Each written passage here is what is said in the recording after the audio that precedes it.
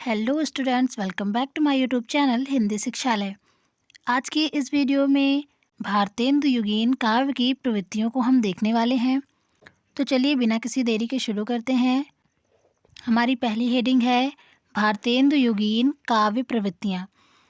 भारतेंदु युगीन कवियों ने अपने कर्तव्य का भली भांति निर्वाह करने हेतु जनता के सामाजिक, आर्थिक, राजनीतिक पहलुओं का उद्घाटन अपनी कविता में किया। भाव, भाषा, छंद आदि सभी दृष्टियों से परिष्कार की प्रवृत्ति इस काल के साहित्यकारों में विद्यमान थी। उनकी काव्य प्रवृत्तियों का उद्घाटन निम्न शीर्षकों में किया जा सकता है। नंबर 1, राष्ट्रीयता की भावना। विदेशी शासकों के अत्याचारों से पीड़ित भारतीय जनमानस में राष्ट्रीयता की भावना का संचार करने का प्रयास भारतेंदु युगीन कवियों ने किया है। राधाचरण गोस्वामी की कविता हमारो उत्तर भारत देश, राधा कृष्णदास की कविता 12 मासा और बद्री नारायण चौधरी प्रेमघन की कविता धन्य भूमि भारत सब रत्ननि उपजावनी इसी भावना से ओतप्रोत है। भारतेंदु जी ने निम्न पंक्तियों में अंग्रेजों द्वारा किए जा रहे शोषण का चित्रण अंकित किया है। उन्होंने लिखा है, भीतर भीतर सब रस चूसें, हंसी हंसी के तन मन धन मूसें, जाहिर बातन में अति तेज, क्यों सखे साजन नहीं अंग्रेज।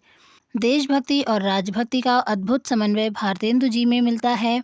अंग्रेज कुशल शासन व्यवस्था कर रहे थे, पर भीतर ही भीतर भारत का आर्थिक शोषण भी कर रहे थे। इसका उल्लेख भारतेंदु जी ने निम्न पंक्तियों में किया है।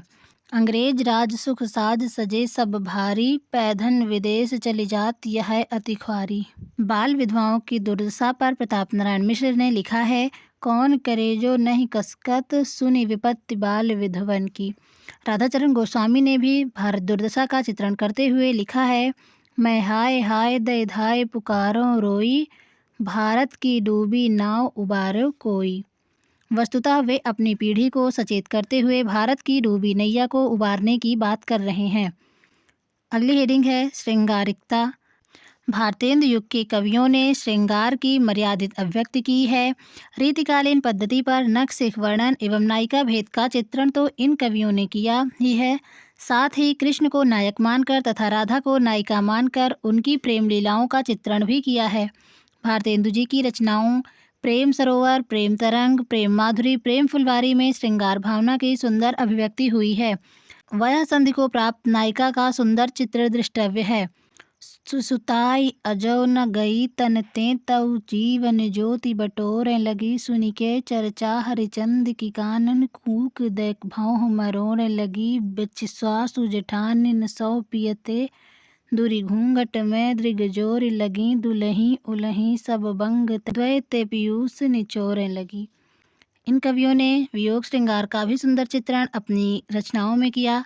ठाकुर जगमोहन सिंह ने अपनी रचना प्रेम संपत्ति लता में नायिका के विरह का निरूपण इन पंक्तियों में किया है। वे लिखते हैं, अबियों उर आवत है सजनी, मिल जाऊं गरे लग के छतिया, मन की करी भांति अनेकन औ मिली कीजिए री रस की बतियाँ, हमारी अरी करी कोटि उपाय, लिखी बहुने भरी पतियाँ, जगमोहन मोहन मूर्ति के बिना, कैसे कटे दुख की रतियाँ। पंडित प्रताप नारायण मिश्र एवं राधा कृष्ण दास जैसे कवियों ने श्रृंगार को अपने काव्य का विषय नहीं बनाया। तो आप सभी लोगों ने देखा भारतेंदु युगीन की काव्य प्रवृत्तियाँ। इसे अपनी नोटबुक में ज़रूर लिखें और याद कर लें, ताकि आगे एग्ज़ाम में आने वाले क्वेश्चंस आप हल कर सकें। अगर आपको वीडियो हेल्पफुल लगी हो तो वीडियो को लाइक करें, हमारे चैनल को सब्सक्राइब करें और इसे अपने दोस्तों के साथ शेयर करें। आज की इस वीडियो में बस इतना ही। मिलते हैं नेक्स्ट वीडियो में, तब तक के लिए धन्यवाद।